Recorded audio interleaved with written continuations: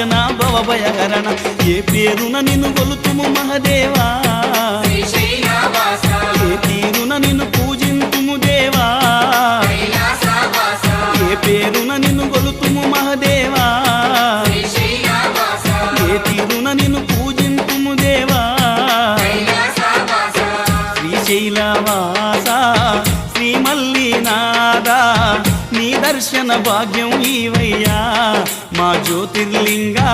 ఈ జన్మకు మోక్షం ఈవయ్యా ఓం జై జగదీశ